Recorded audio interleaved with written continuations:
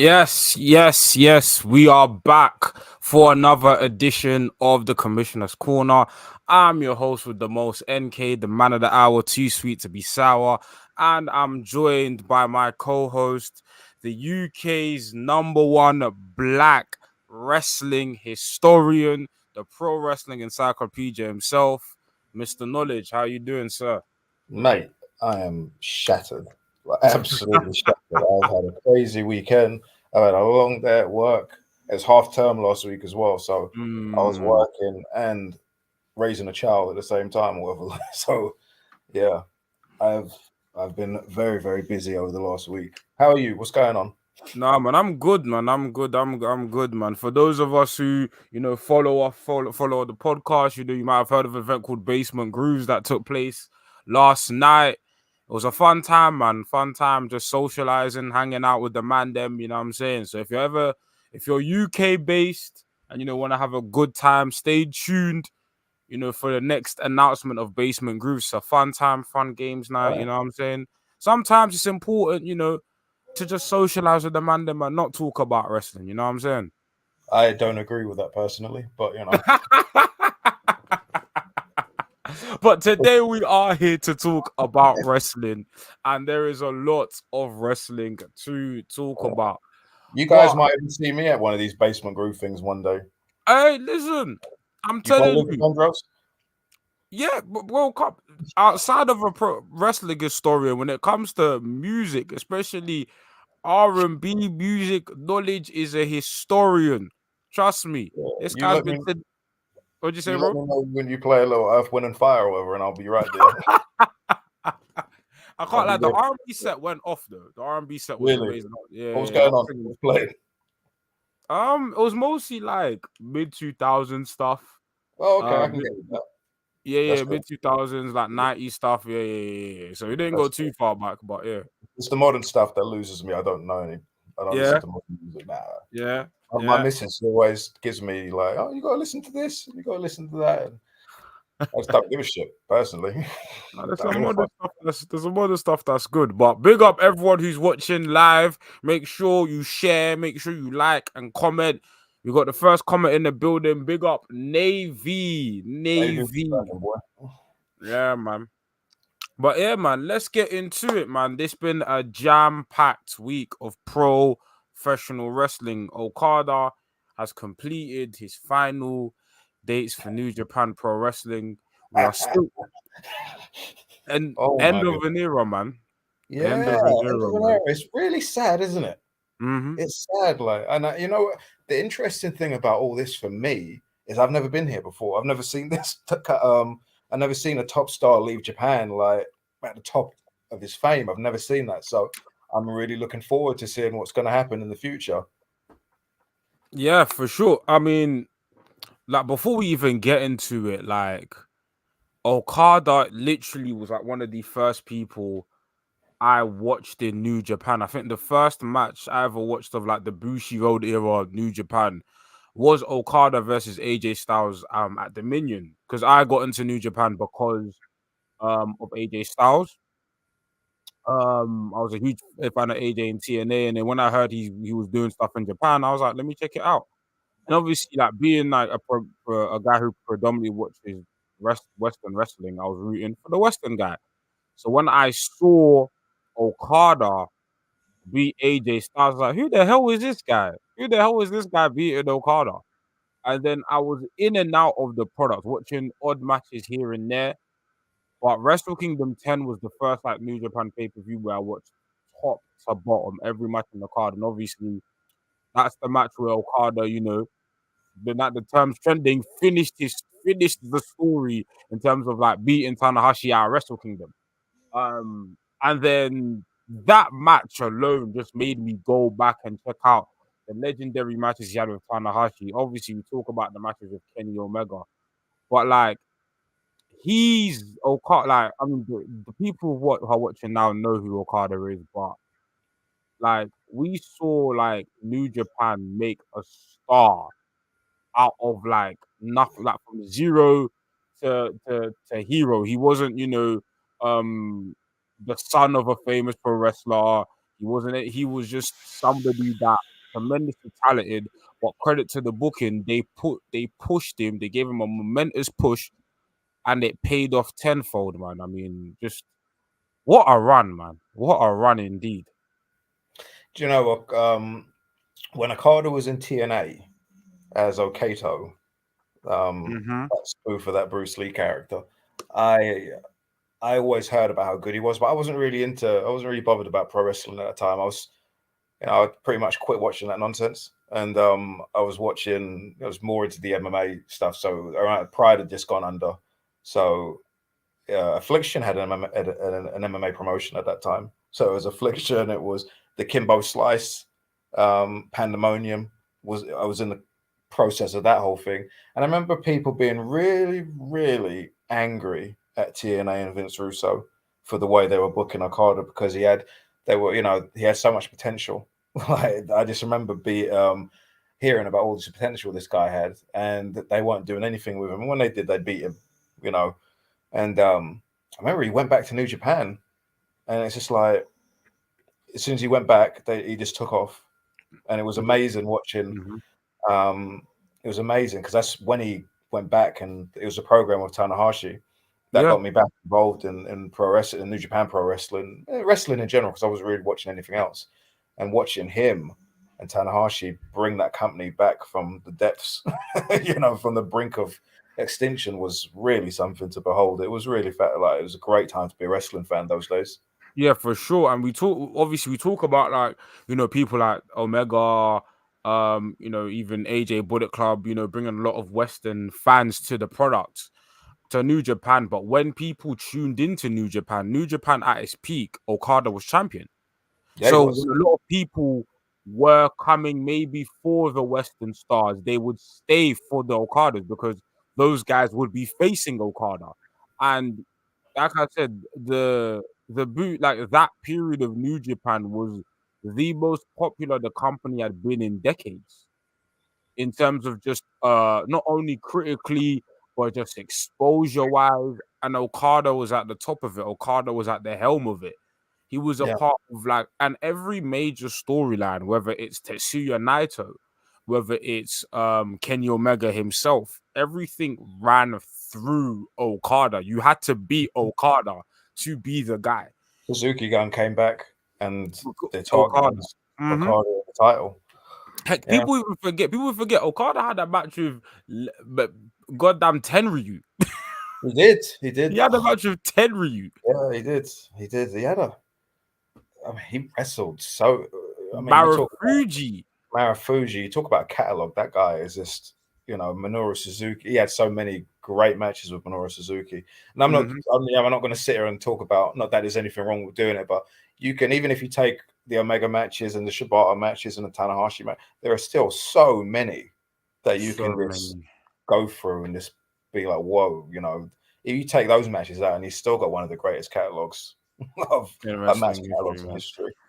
Yeah, man. But if I, Here's us reminiscing. Anyway, yeah, man. But obviously, he's completed his New Japan dates, and now the title of the video is "Where do New Japan go from here?" Now, there have been some interesting results from the latest New Beginning in Sapporo show. I haven't had the chance to watch the show in full, but I have obviously seen the results and seen the discourse online. I won't necessarily comment to the quality of, let's say, the matches or the show, but I think there's some very interesting booking decisions on this show and for future events. So, one of the more interesting decisions, one of the decisions that's garnering a lot of the headlines is one of the Nemeth brothers. Is it Ryan or let me no, it's actually Nick Nemeth? Yes, Nick. I Ryan always get worked the two for confused. AEW. Yep, Nick Nemeth defeated David Finley for the IWGP Global Global title. Heavyweight Championship. Mhm. This is obviously a decision. Nick Nemeth is obviously a huge star. We know his tenure in the WWE, and this move was largely in pursuit of garnering a lot of Western attention. And I don't have anything personally against Nick Nemeth. I think, you know what? I was someone. who advocated for him even going to New Japan back in 2015. I think he would have been perfect. Joining, the Bullet Club, joining a lot of the guys in that particular era. But the issue I have with Nick necessarily winning the title doesn't have to do with Nick, more so has to do with the wider issue that New Japan has, which is building new stars. Nick Nemeth is contracted to Impact Wrestling, so at best he will be a part-time player coming in and out of the company, in and out of the company, which again isn't inherently a problem. What is a problem now with the absence of an Okada is the fact that you have to build new stars. And the issue that New Japan has had that even supersedes the exit of Okada is the fact that they haven't built anybody new. I go back to that G1 climax last year. You had Shota Umino, Ren Narita, Yota Tsuji all in the same bracket. Yes. These guys traded wins back and forth, but didn't really make an impact. And I know this because a couple of them guys lost to Hikuleo. Yes, they did. And they did. Cool. Some people like Hikuleo. I'm not the biggest fan. We could all sit here. He's improved a lot over the last. He has improved. I think he's improved. Not that I think he's a world beater, but No, and I don't think Hikuleo is somebody people are going to see as a main eventer in New Japan. No. Respect, with all due respect. Yes, these guys have a ton of potential. These guys have tremendous upsides, but tangibly speaking, these young guys, they haven't been given the ball to run with. They haven't beaten any credible guys. And the fact that, for example, you didn't have these guys in a program with some of the top guys, with an Okada. I know Tsuji came back and faced Sonada immediately, but he lost that, which was... So, but you don't have these guys, at least in the long term. Wasn't it? Even at the time, they were really invested in pushing Sonada as champion, which we all know how that ended. But I'll forgive them for that. But what I won't forgive is that you essentially didn't even give these people a scenario to interact with the upper echelon of the card. They were just fighting in amongst themselves with other people of lesser ilk. But what that did was not allow these guys to build some sort of credibility. These guys are still in the potential phase. Now, then we go to Shota Umino versus Will Ospreay. Yes. Now, we know why Will Ospreay won that match. And then that match was supposed to be for the IWGP Global Heavyweight Championship against John Moxley. Fine. That's a fine Wrestle Kingdom match. But then you add David Finlay. And this isn't a David Finlay hate train. Shota Umino should have won that match. Will Ospreay was already public knowledge that Will Ospreay was leaving for AEW. At that point in time, you have the opportunity to make a star in Shota Umino. Put the belt on someone immediately. Which, going back to Okada, is exactly what they did. And New Japan, when they want to push somebody, that's the trend. I can remove Okada. AJ Styles, when he debuted, what did they immediately do? Put the belt on him. When Kenny Omega graduated from the juniors to the heavyweight division, he beat Tanahashi for the IC title. Yeah. To establish when Naito came back from excursion, they put the belt on him. New Japan have a history of really rocket shipping people that they invest in, that they really care for. They always have. They always have. Vader beat Antonio Inoki in his first match in the company. There you go. A long time ago, but that's the first one that popped into my head. It's a pattern with the company, and you have an excellent opportunity for two reasons. Not only in making a new star in Shota Umino, but also in creating a very interesting scenario for Wrestle Kingdom. Because the match stipulation for the Will Ospreay and Shota Umino match was that the winner faces John Moxley at Wrestle Kingdom. Yeah. You belt up Shota Umino and have him face essentially his mentor figure in John Moxley creates a very interesting match for Wrestle Kingdom, but already put Shota Umino in the category of the upper echelon of the top guys in New Japan. So there've been plenty of opportunities prior to the exit of Okada to really develop these young guys, and now we're in a position where New Japan have to play catch up for the rest of the year because Will Ospreay left. Cool. Jay White's gone, but if you look at the booking of Jay White in his latter days of New Japan, they already phased him out. So the Jay White one isn't too concerning, but the Will Ospreay and Okada ones definitely, because even in their last shows, they were still in very prominent positions on the card. Heck, Okada hasn't even lost. He hasn't even lost. Yeah. So the guys, the Yota Tsujis, the Yuya Moras, the Shota Uminos, now they have a mountain to climb, and going back to the I keep calling it Ryan Nemeth, right? Nick Nemeth. Nick Nemeth. Is it Nick Nemeth? Right. Comments, correct me. But It's going back Nick to Ryan doesn't work. going back to Nemeth beating David Finlay now, it's like, yeah, it's a good pop. And like I said, he's a good wrestler, so I'm not mad at him having the belt. But unless we're telling a story where one of these next up and coming guys takes the belt off him, what are we doing next? And then furthermore, Matt Riddle beating Hiroshi Tanahashi for the television title is an interesting choice, to say the least. I wasn't even a fan of Tanahashi winning the title. I thought that was strange.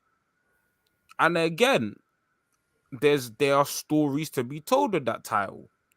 You could have easily, have Ren Narita take the title, because I think Ren Narita was one of Zack Sabre Jr.'s earlier title defenses. You could have Ren Narita take the title. There are so many guys that could have benefited from that, but then you have Matt Riddle pin Tanahashi, and again, maybe for the Western fan that's appealing, but for the fans in Japan, how interesting is that for them? Really? I don't know. I'm some of the decisions being made. I'm not, like I said, I haven't watched the show in its entirety, so I can't necessarily bury like every decision made. But just from the results perspective, it is a bit confusing to me. But knowledge, what's your thoughts on like the future crop of New Japan stars going forward, and like what does the scene look like with the absence of a star like Okada? Well, obviously, losing Okada is a big deal, but I mean, I don't want to sound like I'm defending New Japan, but to be fair to them, I don't know if they were aware that he was leaving up to, because the story is that he told them the day before that they announced that he was leaving, and before that, they may have been under the impression that he was staying. If they knew that he was leaving, let's say 6 months prior, maybe they would have put something in place at that point. So, I'm not going to rate them over the coals for that. I will, however, the Ospreay one, they knew he was leaving for a while. They knew he was leaving for a while. So, I mean, the scenario that you just put forward with Shota, that would have been perfectly fine. However, look, they need to get Western stars in, and they've hired 2 recognizable Western stars that they feel could help them out. Now, are they correct? I don't think so, but I don't know what their better options are. Nick Nemeth, I feel anything to their business, and Matt Riddle, stuff. But is he someone that wrestling fans want to see, considering the way most wrestling fans feel about Matt Riddle? I don't know if that was a good move either. I mean, I'm not saying I'm indifferent about the whole thing. I think what I'm gonna do is as the WWE fans say, let it play out. I think I might just let this one play out and see what happens. Until the business goes down, I can't really point fingers and say you're fucked up here or whatever. Right now, all I can do is just be like, okay, I see what you're doing. I'm not keen on it from what I've seen, but I'm not going to judge yet. I will judge in about 3 months when when I see if anything changes going forward. I mean, Nick he's been advertised for a match with Tanahashi at the at Genesis. Yes. And, I did see Matt Riddle advertised on that one. I Let me have a definitely look. Matt Riddle, he will be advertised at some point, I assume. Is Matt Riddle advertised for the Chicago show? I don't think I Windy don't think City he is. Riot. Let me have a look. I don't think he is. I mean, they've sold about 6,000 tickets for that, and the only Westerners announced are Jack Perry, Mox, and Mustafa Mustafa Ali. Ali. Yeah, I'm sure I say the outside Westerners, I should say. Oh yep, yeah. Nick Nick Nemeth will be in action at Windy City Riot. Yeah. He's advertised. Okay, Yep, he's advertised, yep. he's advertised. What really? What I mean, New Japan need to take advantage of that AEW relationship and start getting some of the guys, the underutilized guys, over there and fill up some of these spots. I know why they don't do that, because they want to have their own guys in those spots, and I get that. But right now, while your talent roster is pretty has been depleted, I think you really need to use that relationship to, try and fill out. I mean, Jack Perry's, they've got Jack Perry booked for some of these shows, and that's Yeah, they good. got Jack Perry. Jack Perry was recently announced for the New Japan Cup. Yeah, So and while he's working on his return to AEW, I mean, it's fine that he works there. I was told a while ago that he was going to be aligned with the Young Bucks, but they don't need him yet because they've still got this program with Sting. Yeah, and they're building up heat for that. So I don't see him. I suppose he'll come back at some point, but not yet. okay. But yeah, as far as the Japanese guys, I mean,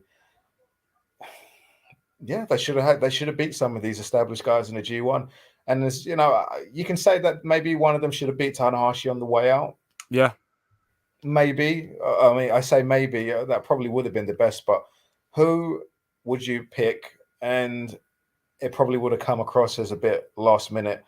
Put this guy over. He's your new guy, sort of thing. And I don't know if that would have come across well. And it might have come across rushed because he only announced he was leaving, at the end of January. Yeah. You know what I mean? Yeah. I get that. Let's address some of the comments because there's been a lot piling up since we started. I wish I could see him. I don't see him. Let us see. So big up Dean. It looks like New Japan is in trouble, but they could put it out if they utilize Umino, Suji, Sho, Yo, Ishimori. Ishimori was at Collision the other day. Yeah, which was interesting. I wonder what he was there for. I think there's got to be something to that. Oh yeah. We've got Navy again. I'm not ready for Shota Umino losing to Jungle Boy. We'll get to that later. Jack Perry. Big up Atlas. That Wrestle Kingdom 9, 10, 11 run was so nuts. 10 maybe the best Wrestle Kingdom ever. Yep, Wrestle Kingdom 10 is my personal favorite pay-per-view or live event ever. Like I just, it's the one that got me into New Japan, but like that card just top to bottom. I mean, them last three matches, Ishii versus Shibata, AJ Nakamura, and then Okada versus Tanahashi. I mean, I don't know many closing matches that are better than those three. Yeah. So let me see. We got a few more. Big up the Bill. Bill. Navy again. I started watching because of Bullet Club and stopped because of Okada, Naito, Taichi, Ishii, etc. Big up Supine, Smokey, Shota and Yota Suji will step up. Big up Dean again. New Japan have an issue with how they do contracts to all expire around the same time. That is similar to losing AJ, Gallows, Anderson, Nakamura at once. It's repeating itself. But I'm glad you brought that up. But the difference is between losing AJ, Nakamura, Anderson, you had already built the next crop of talent, or you already had the next crop of talent established. So when AJ left, immediately the next night, what happened? In fact, AJ left by Kenny turning on him. Yeah. But you with Wrestle Kingdom 10 specifically, Okada beat Tanahashi. So that ushered in a whole new generation of people to proceed the Nakamura Tanahashi era. Because after that, you got the Naito started to get introduced into the fold. So you already had the next batch of talent already. And Nakamura wasn't actually I mean, Nakamura wasn't the top guy anyway. Sorry, I've got a dog. It's all right. But yeah, exactly. Nakamura wasn't the top guy. So, but you had a bunch of talent already put in position to take the reins, where right now it doesn't feel that way yet. Kenny had already basically completed his junior heavyweight run. Like, he had a phenomenal junior heavyweight run. He completed that and he was ready to ascend to the main event scene. But that's a good example you brought up, Dean. Sorry. Come on, you lot. No worries. Shout out to Knowledge's dogs. Big up Davey. I feel like Mox beating Naito for the world title and Shota beating Mox would be a good idea. Hikaleo beat Kaito Kiyomiya. Let us see. Let's scroll down. Zack Sabre Jr. should have kept the TV title. Good one. Good one. Zack Sabre Jr. needs to step up. I 100% agree. I think Zack Sabre Jr. is, if you're going to find, like, Zack Sabre Jr. probably isn't the long-term solution, but I feel that, especially with the matches with Danielson and just like his run with the TV title last year and the high-profile matches he had with Danielson, I think that's raised Zack's visibility to a lot of people. I mean, guys who've been watching Zack for years have always known how talented he is, but his visibility and stardom has risen over like the last year and a half. So I think right now is the perfect time, especially right now where you need that Gaijin star. Zack is the perfect guy. The crowd and the Japanese crowd know him. The Western crowd know him. He's a pretty good talker, and he's even improved on his look. He's gotten a bit bigger. You know what I'm saying? So Zack is the guy. I don't know if he's your franchise player, but he's certainly someone you can easily slot into the top of the card. Yeah, he's not a franchise player. Zack Sabre Jr. is not going to draw you the biggest money in wrestling, but he could definitely perform at a main event level and help you get to where you need to get to. I got a question. Have you got more comments that you look like? Just a couple more. Let's just see. Big up Glody. Have you seen the New Japan Cup bracket? Who do you think wins it? Yeah, we'll probably touch on that next. I feel like New Japan is trying too hard to appeal to the Western audience. And then Dean says, I agree, but what I mean is, how have they not learned from spacing out contracts to allow breathing room, especially when they had a huge boardroom change too? Contracts took a back seat seemingly. And then Glody with the last Zack Sabre Jr. To win the New Japan Cup. But even to address Dean's comment about contracts, why do you have any insight into why they structure the contracts the way they do for them to expire at a certain time? Okay, that's an interesting one. Since I've been looking into and learning the pro wrestling business, New Japan contracts have always expired in January. Always. Why that is, they just sign guys to 1-year deals. Sometimes they sign guys to 2-year deals, but they always expire in January. Why? Like I said, why? That's just the way it is over there. And I think as we've learned over the years, they're pretty set in their ways on how they do things. You think they would have learned all those years ago, but they haven't. And this is where we're at now.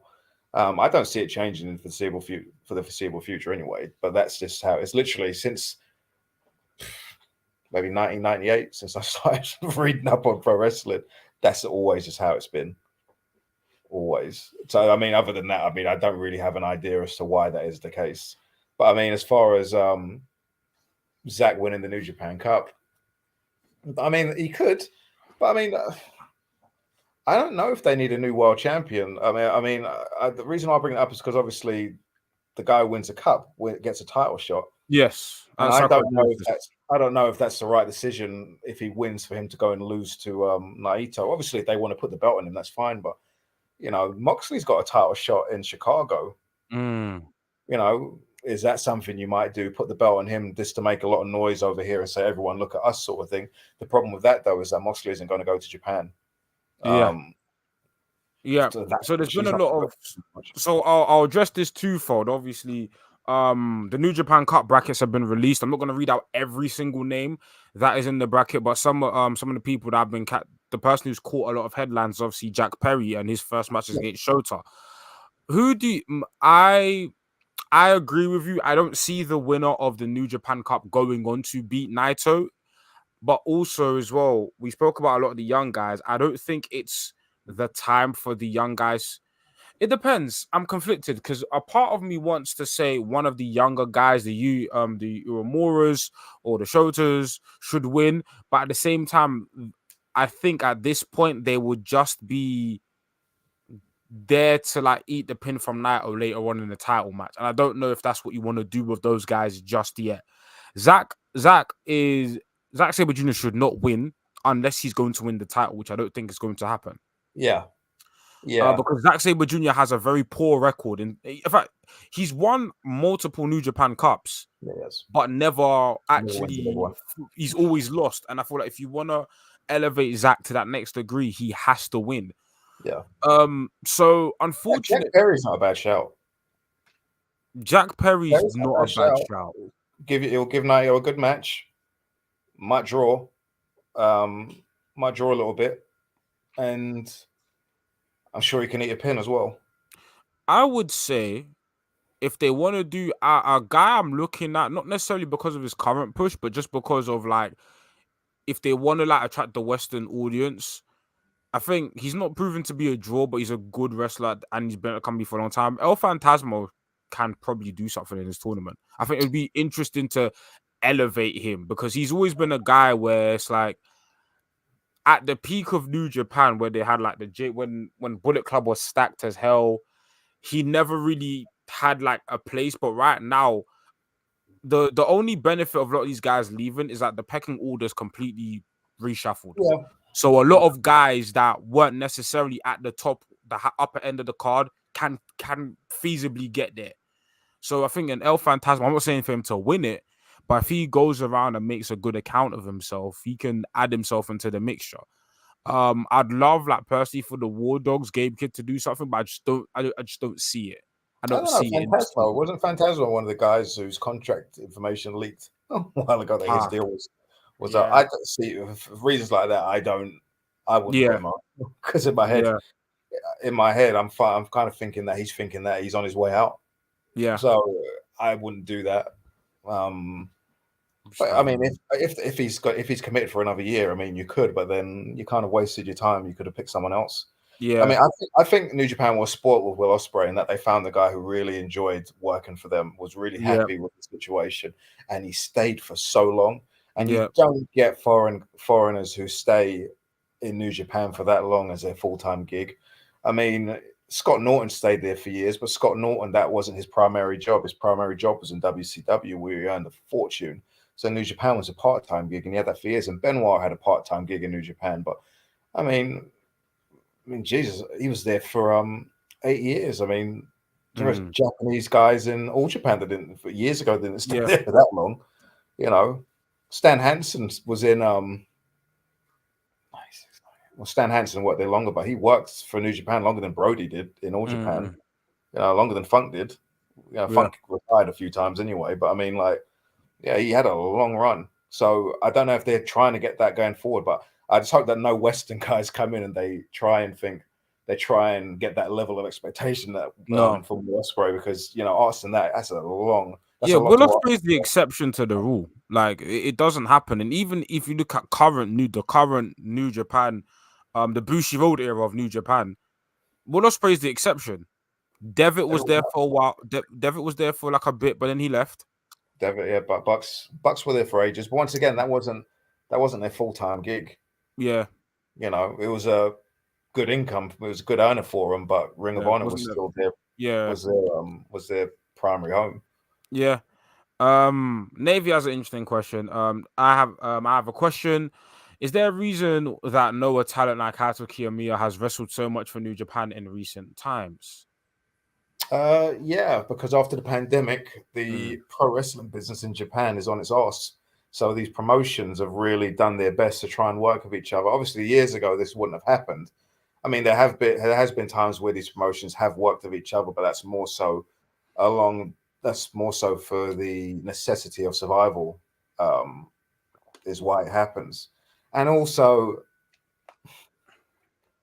I think a lot of these promotions also try to build bridges with each other just because of the potential WWE invasion that was coming. Like, I think that was a big factor as well.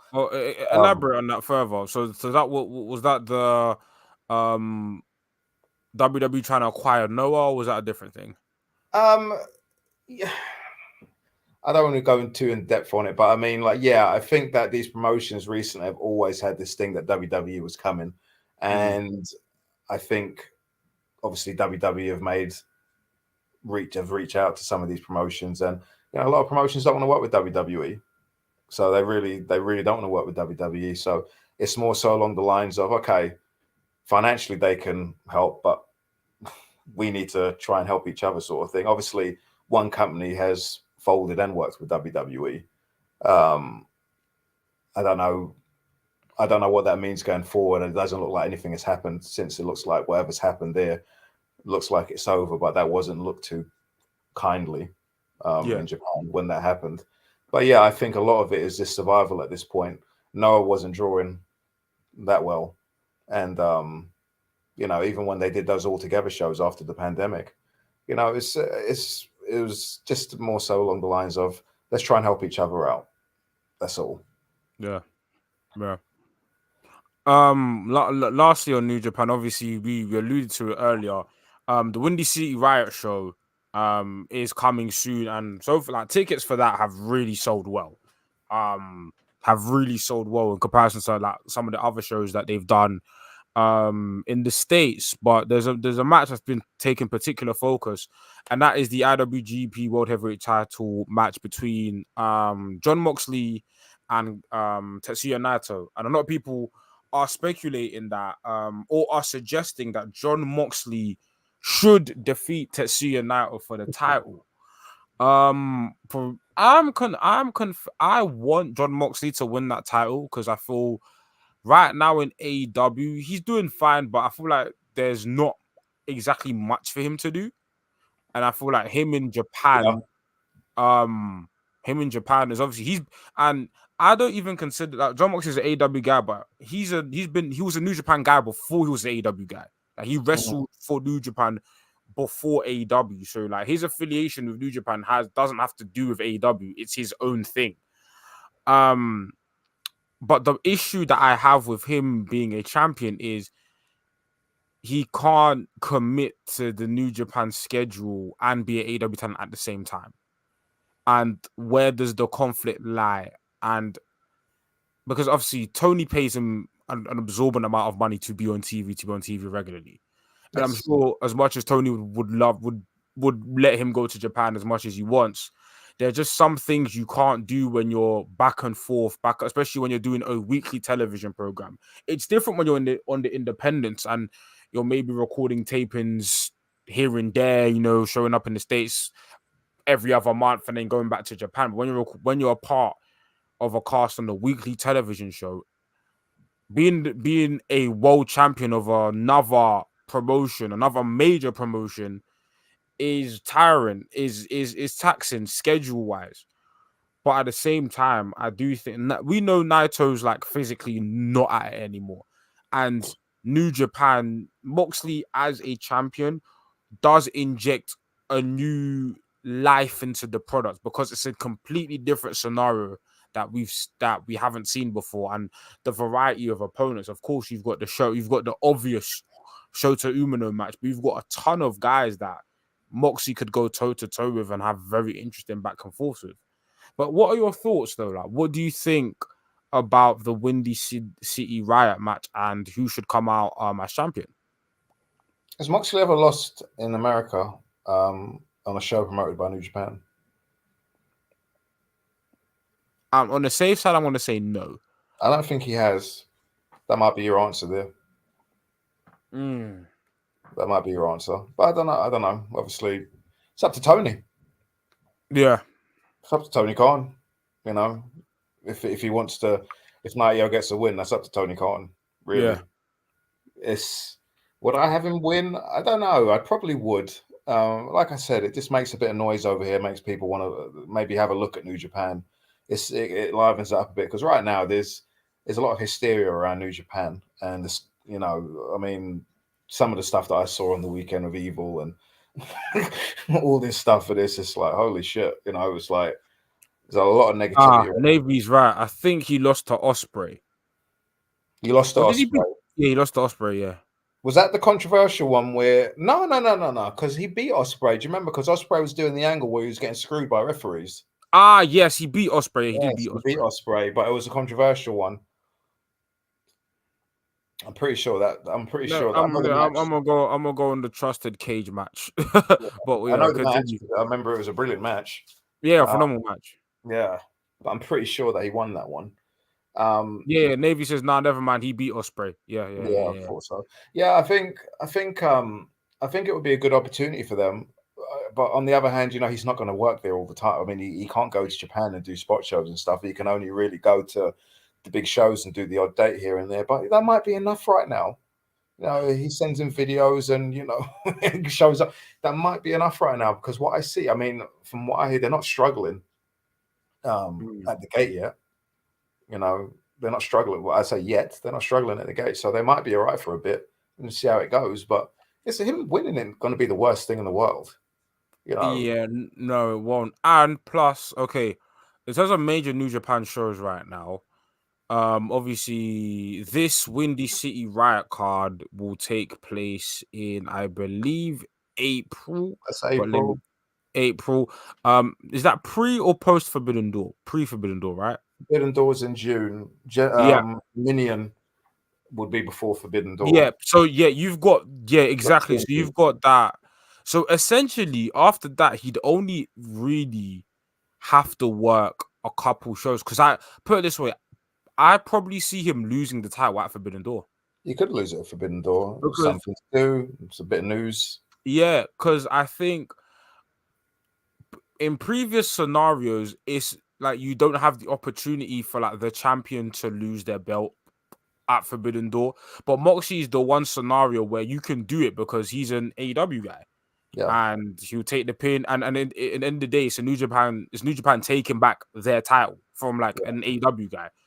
So I think if you do let's say he wins it at Windy City, he'd only really have to defend it at Dominion. And then Forbidden Door would be next. And then at that point, you have to do the Shota story. I mean, at that point, it's booking malpractice. If you put the title on John Moxley and Shota isn't the one to like dethrone him, I think it's the easiest. They might want to leave it until January, though. I don't know. You got to strike. Time isn't a luxury they have. Right, Shota's not hot right now. He's not. There's no signs of him being hot either. Like I don't see it yet. I'm not saying it won't happen, but you know, it's a lot of hypotheticals here.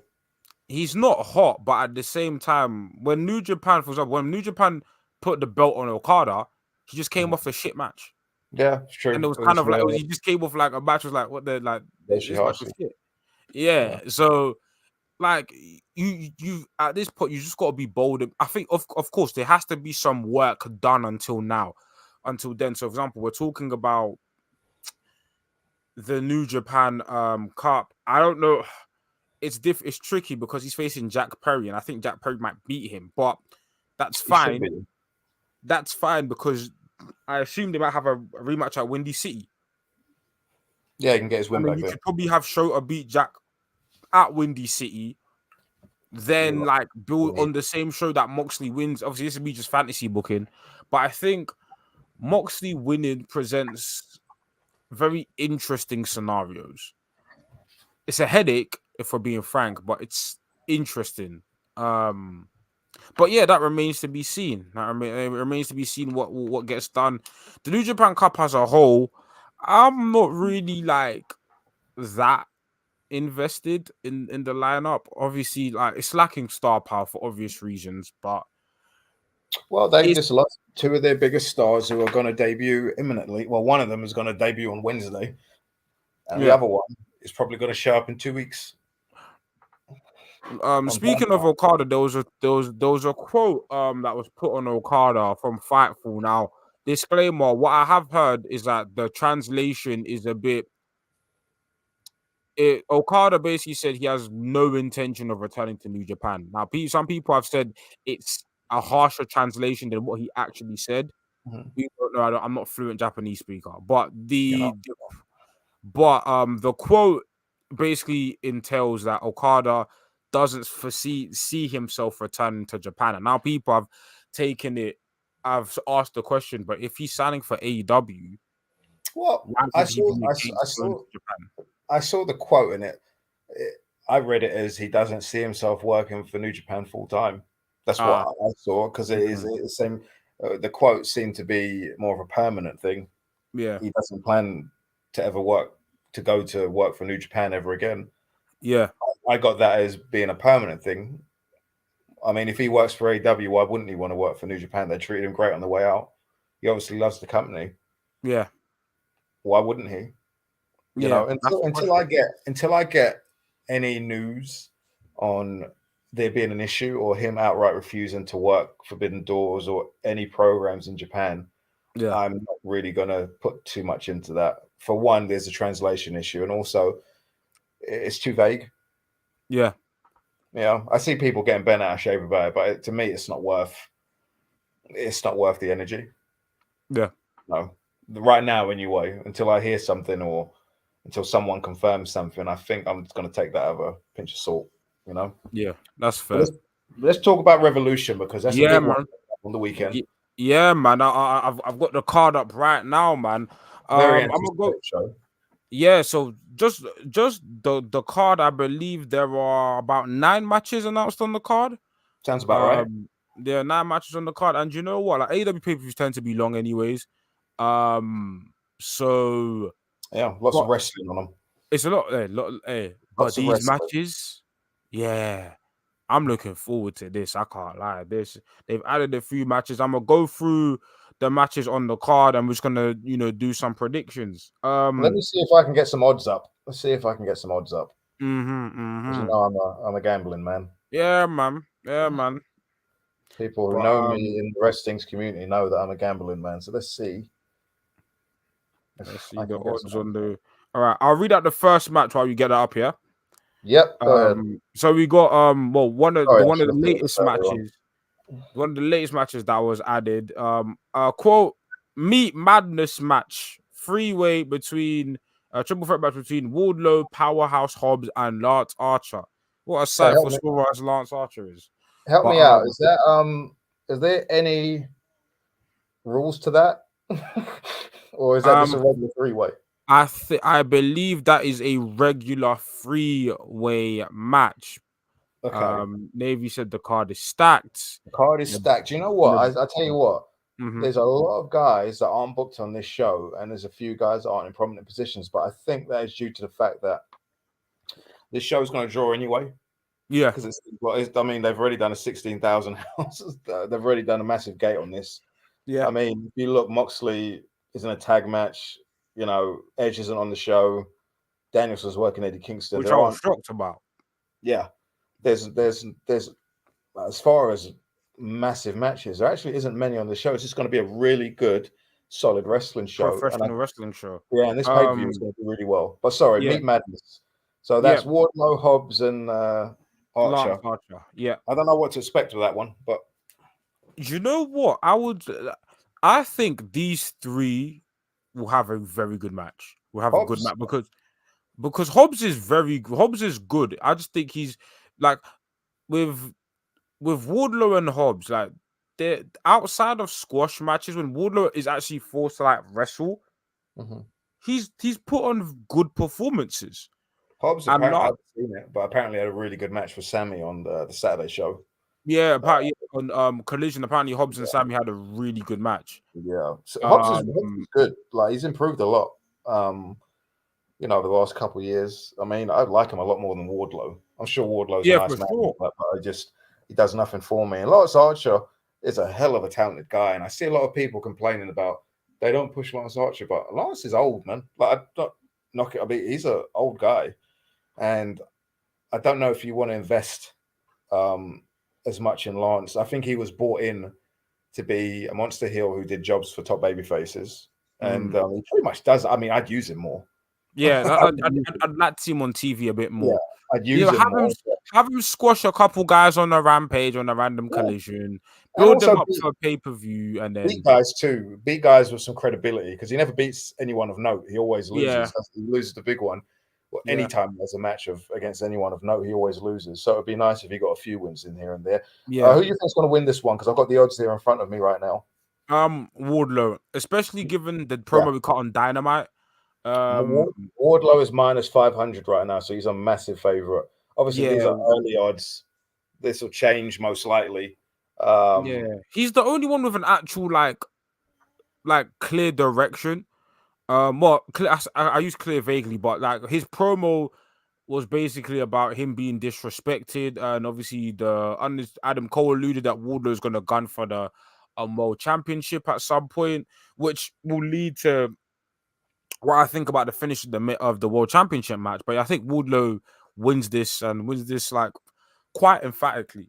I feel like he gets like a pretty like it's gonna be a competitive match, but he gets like a pretty like very clean, dominant win where it's like okay, like you know he's moving up, he's moving on to like bigger things. Yeah, I mean, what those bigger things are, I have no idea, but Yeah. we'll see. Uh, Next up, tag team match: Claudio and Moxley against FTR. That's going to be a really good match. Like that's gonna be really a really good good match. match. The match they had previously, you could tell that they just were working a good match, but you could see that they were holding back. They've got a lot more to get out. Is my point. But yeah, your thoughts? I'm actually Moxley's like win-loss record at AEW is very good. Yeah, In general. don't lose a lot. You don't lose a lot. So I think the safe bet is for Moxley to win.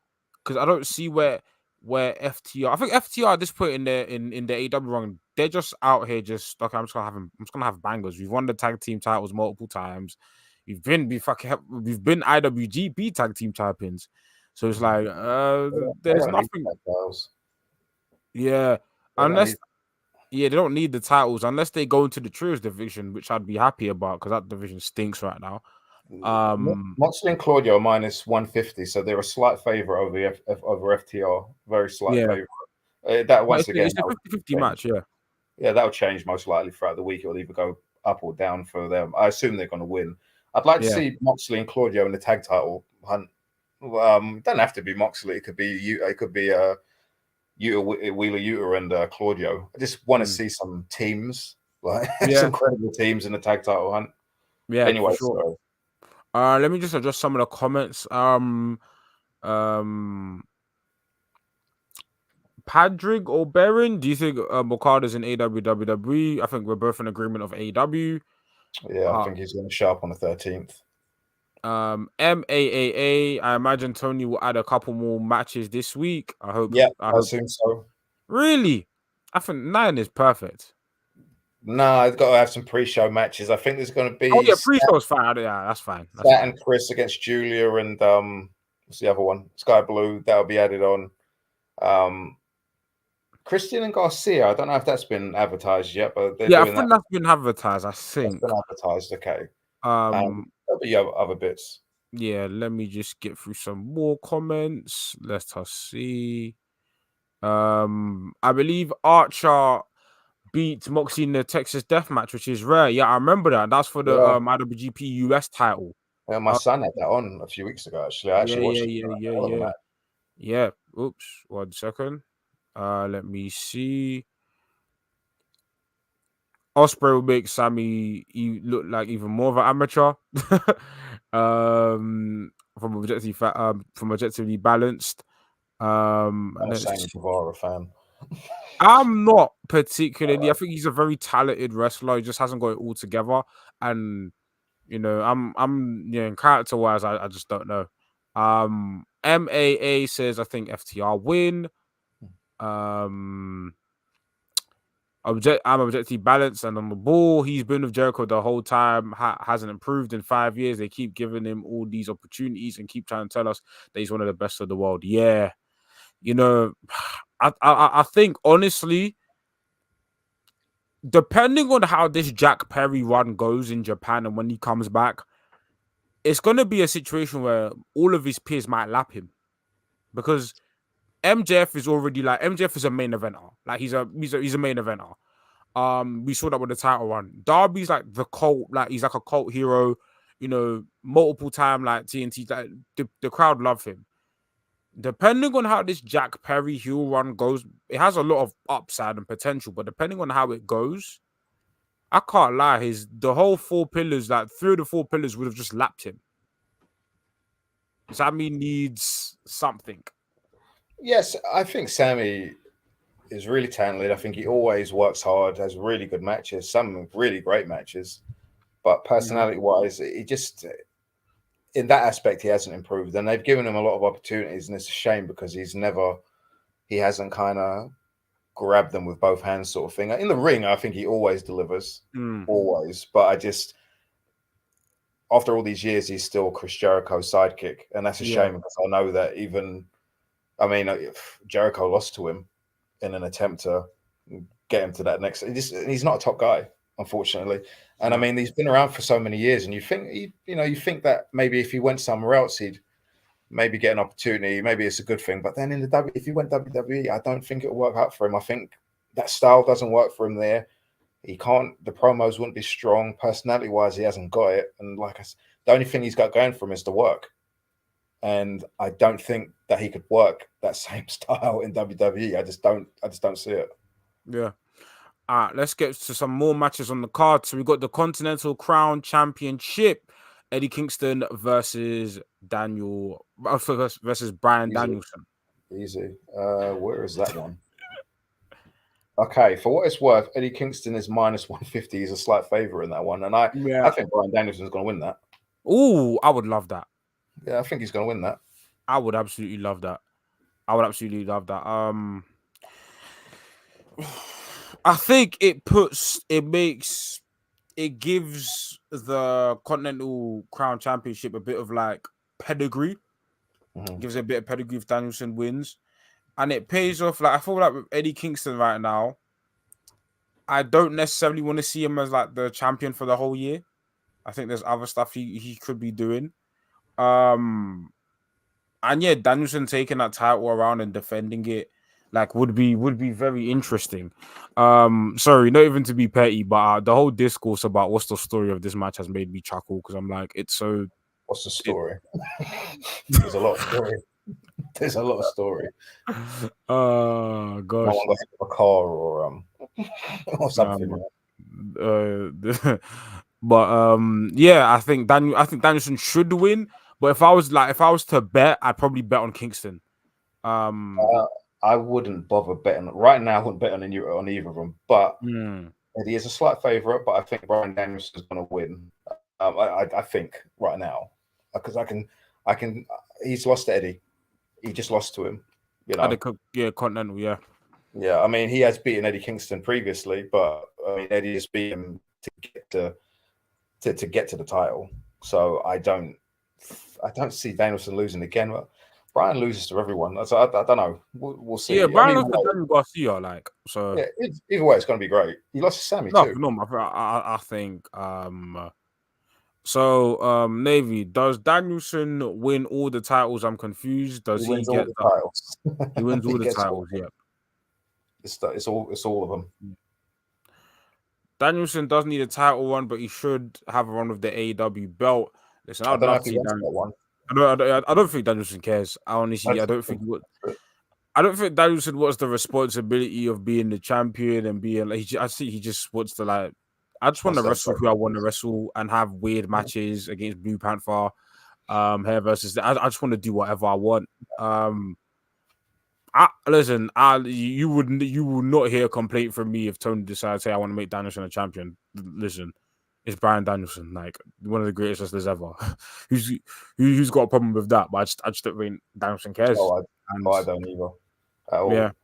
What we got next up? Will Ospreay and Takeshita. That is going to be match of the night. Incredible. That is going to be match of the night. I think over under on that match. What do you think? Over under what? Minimum 4 3/4 stars from Dave Meltzer. Yeah, minimum at worst 4.5 stars. Yeah, 4.5. Right now, Ospreay is minus 2,000, so he's a massive threat. Obviously, he's not going to lose this match. He's not losing. He's not losing his debut match, but he's minus 2,000 right now, so it's like really, really big favorite. He needs to get away from Callis. And all of them do. Yeah, even Takeshita. Yeah, he does too. Even Takeshita. I think Takeshita I think Ospreay is a star. Like Ospreay's built like, especially with Ospreay. Ospreay, even with the AEW audience, he's built such a name for himself because of the Orange Cassidy match, the Kenny Omega match, and the match he's had on Random Dynamite, to where he's like out, even discounting the stuff he's done in New Japan. He's already a star in AEW based on the work he's done in AEW. So he doesn't need to prove much to us. Where Takeshita, he's had great matches, but Takeshita he's the person who needs to separate himself and kind of put himself on that, okay, I am a top star level. And I think the Don Callis stuff, in idea, I get it, but in execution has been horrible. And I think AEW have a working relationship with DDT, and Takeshita kind of put this idea out there with like him rolling with a couple of his DDT boys, where he will still like, I'd have it like they come in on random shows, do a couple trios matches, but Takeshita is still the star. I don't think Takeshita should be sharing the spotlight with anyone. I think he should really be his own guy. And yes, MAA says, give him a goddamn theme song. Please. He used to have one. He did. He did used to have one. This silence thing don't work. That's not Takeshita's character. Like his Takeshita's, and the thing is, Takeshita as a heel is fine, but the whole coming into silence or drone, Takeshita's style is too dynamic for people to really hate him. Like, you're never gonna get go away heat with Takeshita because his style is too explosive and dynamic for him to be that type of heel. The type of heel he should be is a dominant, like scary, like, oh my god, this guy is like an incredible wrestler type of heel. If he's gonna be a heel, because he could also be a babyface too. Absolutely, like a babyface. Yeah, it wouldn't surprise me if they both turned. Well, if he turned later on at some point as well. Next match, Cage and Garcia. Ooh. Christian Cage is minus 200, so he's a slight favorite on that one. It's interesting actually because the money match is him and Edge. Yeah. So I mean, we could see Garcia actually beat him with Edge interfering, and then that could lead to another match. Or I've also had people suggest to me that now it's time for Edge to do the turn. And but then they just put him out, so I don't see how that works unless he knocks himself. I think put the belt on. I think Garcia wins, and you continue the Edge and Christian match without the belt. The match doesn't need the belt. It also depends on if he signed a new deal, because Garcia's deal runs out this year, and it does. But from his statements, I mean, obviously wrestlers, you can't take wrestlers at face value. But from his statement, he seemed pretty keen on signing on. He'd be a bad move for him to go anywhere. Yeah, he seemed like very keen on, like, I think his statement was like, I want to prove that I can be a top guy at AEW. So he wouldn't work in no. But I think, you put the belt on Garcia, and then because the whole story is not about the belt, it's about Christian being annoyed that Edge has come up to upstage him at a point in his career where he's arguably more over than Edge. So that story can be told away from the belt. In fact, like, I think maybe it's a finish where, Christian Cage gets kill switch involved, and then, Adam Copeland comes from the save. Adam Copeland comes for the save, and then you continue the feud elsewhere, and you give Daniel Garcia a run with that TNT title. Christian doesn't need the belt. He's just holding hostage to me, because it's not as if he works that much, Like, you get TNT belt on TV every week, having really good matches. So I've got to get through this one because I've got to put my kid to bed because I didn't realize the time. No worries. So we've got Orange Cassidy and Roderick Strong is an interesting one. Ooh. I'm actually really looking forward to that. Roderick Strong is minus 700 right now. Massive favorite. Has to win.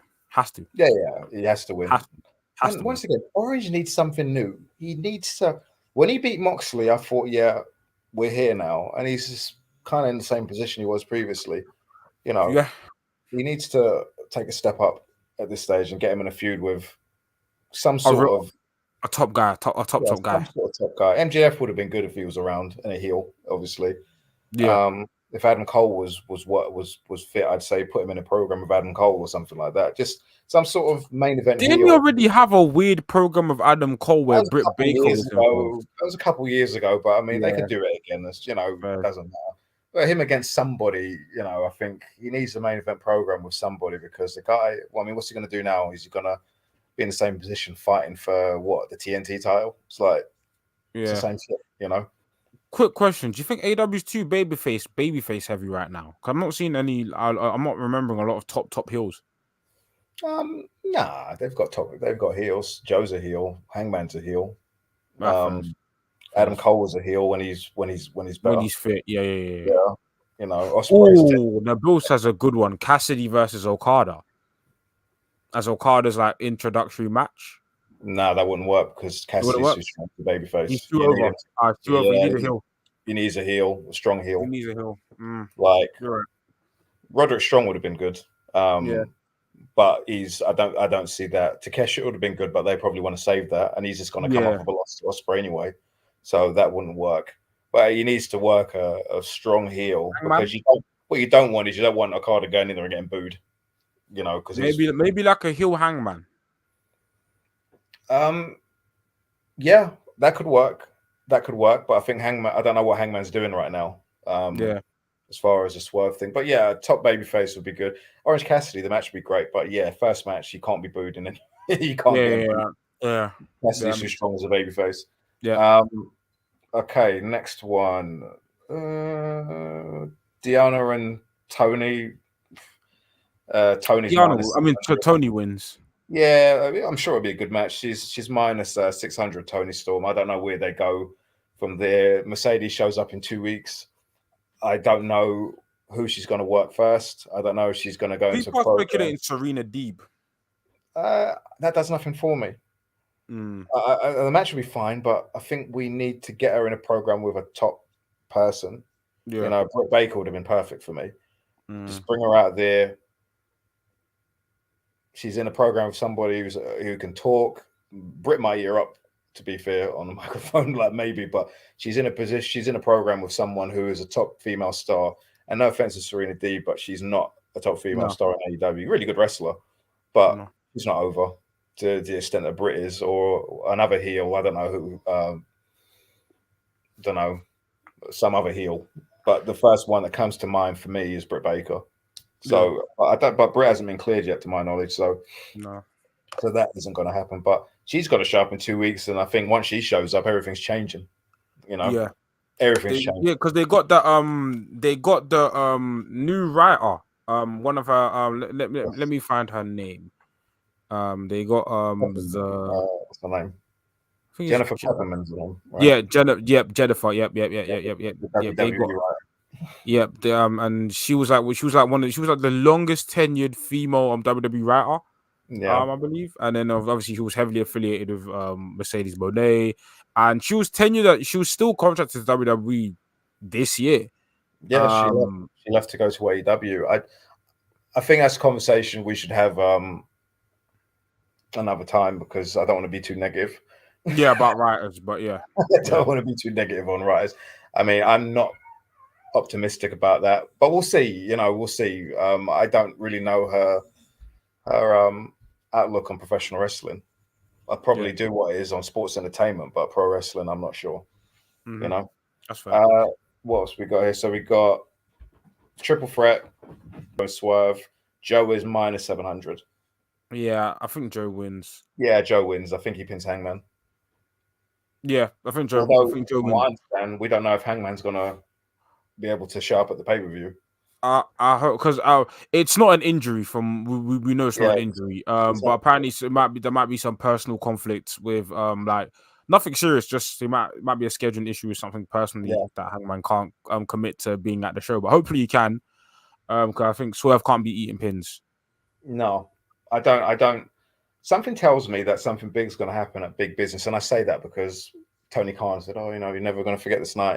And I'm thinking we're going to have a world title change on that night, as well as all the. It would be such an amazing thing to have this show where these people show up, and then you get a world title change, and there's so much crazy things happen on a show. That'd be awesome. Yeah. And it'll be it's not it'll be great, especially you have like Mercedes Moné debuting and Swerve winning the title would be a great moment for Black That's Wrestling. Black So champion, yeah, that'd be fantastic. It's it'll a be a great shame moment that for Black Wrestling. but Yeah, Beverly yeah, would be fantastic. yeah. Yeah, I think Joe wins as well. So he's minus 700. Yeah, we'll see if that shifts. I don't think it will. And last, as far as the advertised matches go, the main event, Sting and Darby against the Young Bucks for the tag team titles. The Young Bucks right now are minus 300. So they're favorites, pretty good in terms of for bet. If you want to bet on Sting, they're plus 200. So might be worth a little flutter. Yeah. But I've come to the revelation that we've predicted most of the titles to change at Revolution. Have we? Yeah, we predicted most of them. Tony, no. Joe, no. Christian, we said that Garcia might win. Who else? Yeah. Strong as well. 2 titles. Yeah. Out of 5. Strong, Danielson. Oh God, yeah, okay, 3. And then now probably we're predicting Young Bucks and Sting. 4 out of 6. 4 out of 6. I don't know if they're going to win though, and the reason I say that is because they should win because obviously he's leaving. But I don't know if Tony wants to beat him on his last night. I don't know if Tony's going to buck the trend of a wrestler retiring and leaving and actually winning his match on the way out. I don't know. We're going to see how that goes, but I mean, I hope the Bucks win. I just think this makes more sense and stuff, and I don't think it'll take away from Sting's retirement at all. It's going to be a great night on Sunday. I mean, Sting, NK's gone. I'm still here. It's just the camera is bugged. Yeah. Sting's retirement match is going to be. I tell you, I've been watching Sting. I was telling my son earlier on. Actually, I've been watching Sting since I was like 6 years old. And it's really good that he's had this opportunity to wind his career up the way he wanted to. He went to WWE and worked 2 matches and lost 2 matches. And I'm really happy that he didn't end his career on such a sour note because he deserved a lot more. Sting is one of the good guys in wrestling. Never hear anything bad about Sting, ever. Never hear about the guy cheating on his wife or doing all sorts of drugs and beating up women or anything like that, being a racist or anything. He just seems to be such a square dude, in that respect. And he deserves the evening that he's got on Sunday. I'm really looking forward to it. That's probably going to main event the night, right? It will main event the night. Nothing else can follow that. And the fact that he wants Nick and Matt Jackson in the match with him, they're going to be working. This is probably the biggest match in their careers in terms of, that's crazy. They've been probably looking forward to this one for a while. So it's like you are going to see a career performance out of the Young Bucks on Sunday. They are going to bump like crazy for Sting. Like they are going to do everything with Sting. Whatever they can do on Sunday, they're going to do it. It's going to be really, really. I remember people speculated for years what will be like. Oh, there's going to be a tag team match that main events like an AEW pay-per-view. And everyone probably thought, maybe FTR versus the Bucks, but no, it's actually the Bucks versus Sting and Darby. Bucks and Sting and Darby, yeah. And I mean, the match they had at Forbidden Door a couple years ago was so much fun. Like you could see that Sting was having a fucking blast in that match. Yeah, and it's really good that he's picked them again. And all these old heads in wrestling that criticize the Bucks and all that, and it's just like, Sting picked them. He didn't pick FTR. He didn't pick. I don't know, Trent Barretta and Chuck Taylor, whatever. He picked the Young Bucks to have his last match. And absolutely. And I think it's such a feather in their cap of how good they actually are. I mean, I think they're the greatest tag team I've ever seen. Yeah. But he's endorsed them. He's given them his last match. And especially if he does the job on the way out. I'm really looking forward to this show on Sunday. I think it's going to be an all-timer. Like, really is going to be an all-timer. AEW never... I mean, even their worst pay-per-views are better than, a lot of people's best pay-per-views of the year. I said it. So, I mean, I think that this one is definitely going to be up there. This one has too much.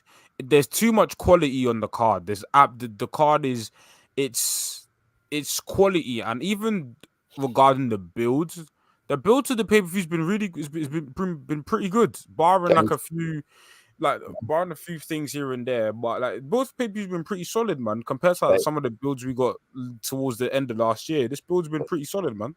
They need a really strong show on Wednesday though. Yeah, a real go home, a real like powerhouse go home show. Yeah, we need some big stuff on Wednesday. I don't know what that is. Sting's on the show. It's his last Dynamite as a full-time wrestler. Although I bet he's on next week as well. I bet he does next week. But yeah, Ospreay shows up. Oh, and that trios match with Danielson, Moxley, and Claudio against FTR and Eddie Kingston. That's going to be a hell of a match. Yeah, But yeah, we got a big show next week. We're going to do the Revolution review, right? Next week. So next week, man. So tune in next week for Commissioner's Corner. That'll be essentially just dedicated to Revolution, any fallout that happens from the pay-per-view. We got a guest next week as well, so tune into that.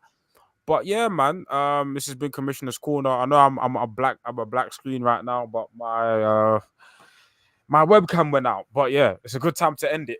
But mate, I appreciate everyone in the comment section right now. Let's see if there are any comments that were left unanswered. Let's see. There's a couple. I'll run through these a bit quickly.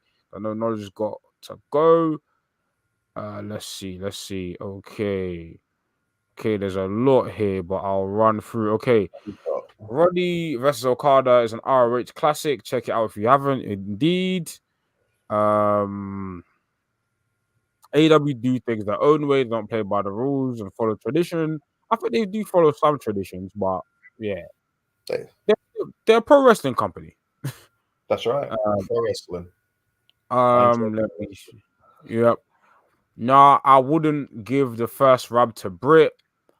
I would have Storm confront her in her first match be with a younger girl, like Scout Amanata. First match isn't the issue; it's the program. Program. Yeah. I've heard AEW have had writers for a while now. Bookers. It's like when Adam Cole and Danielson showed up. It's like when Adam Cole and Danielson showed up back to back. Oh man. Oh, what a boy. Mercedes and Swerve could go into All In as champions, then drop to Hayter and Ospreay.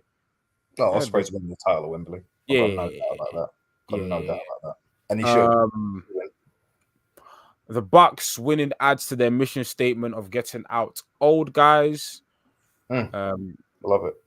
That Forbidden Door Trios match was a good prelude to this. It was. Such a fun match. Japan Smokey, the matches will bang. Yep, definitely. And then Navy says also sad that Sting's father recently passed away. What a great promo from Sting on Wednesday. Yeah, man. Phenomenal promo. Sting's an underrated promo, man. Oh yeah, you know what? Sting's had some good promos. I say the last 10 years or so. Yeah, WCW is never a strong promo. Like in honesty. That's fair. But yeah, man, we appreciate you guys for tuning into Commissioner's Corner. Make sure you like, share, comment, and subscribe.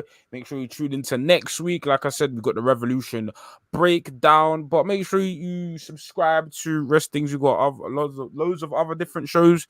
Me and Mex got Revolution Radio on Thursdays. There's the E. There is Indie Takers, and there's the flagship podcast on Friday.